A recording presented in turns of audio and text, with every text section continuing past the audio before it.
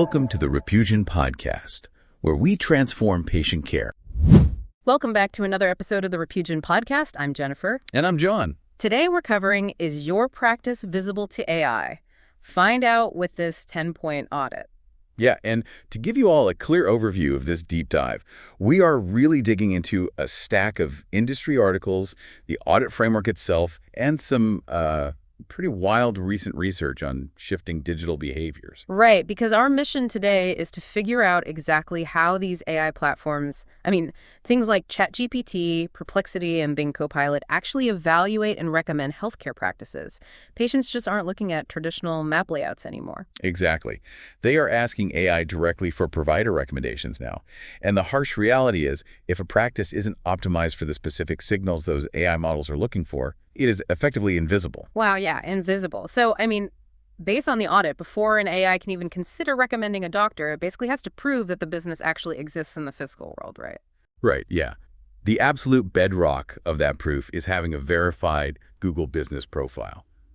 But it's also about absolute consistency with your NAP, so your name, address, and phone number, across directories like Healthgrades, Yelp, and ZocDoc. That makes total sense. If a practice is listed as, say, Westside Med on Google, but then it's Westside Family Medicine on Yelp, that's like introducing yourself with a different name every time you enter a room. That is a perfect way to put it. It creates immediate confusion. Yeah. And, AI systems just lack human intuition. Yeah, they don't get the nuance. Exactly. When the algorithm sees that discrepancy, it doesn't just assume, oh, these are the same clinic.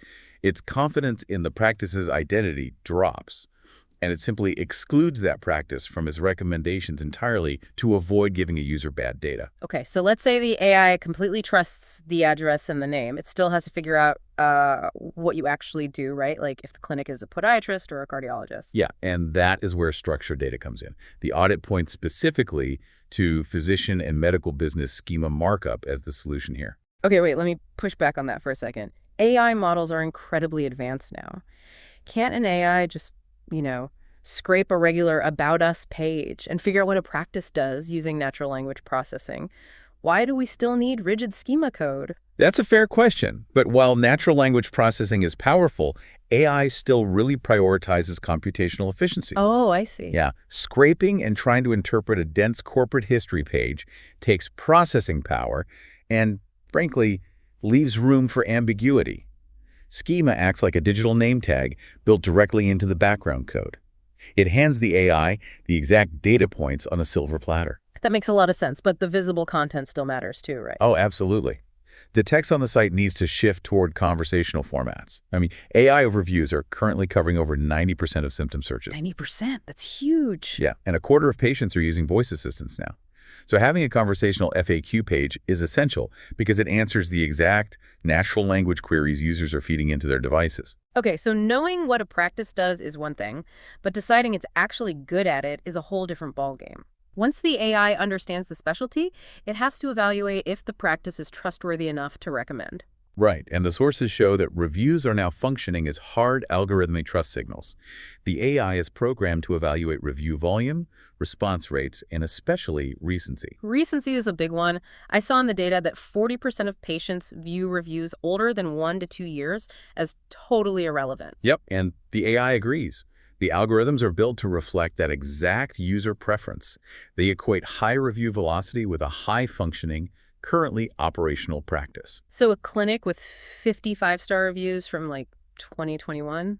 It appears completely inactive to the system today, and it goes beyond just the practice-level reviews, too. Right, the individual physicians. The audit mentions they have to satisfy the EEAT framework, so that's experience, expertise, authoritativeness, and trustworthiness. Exactly. The AI evaluates EEAT by actively cross-referencing credentials across the web. A tiny little paragraph on a staff page just isn't enough anymore. So it's looking for the hard proof. Yeah, it looks for robust individual profiles detailing board certifications, published research, languages spoken, things like that.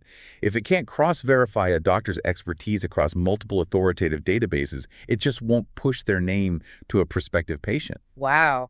So AI visibility clearly isn't static. It requires continuous reputation management and, active profile updates to prevent that algorithmic confidence from just decaying over time. It is entirely an ongoing operational process.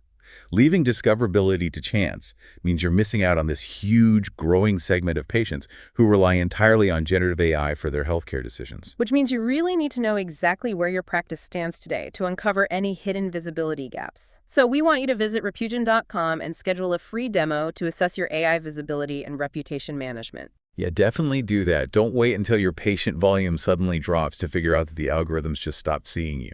So true. Which brings us to a final thought for you to mull over today. If a local patient pulls out their phone right now and asks an AI for the best specialist in town, whose name is the algorithm serving up instead of yours? Thanks for listening to the Repugen Podcast, your path to better healthcare.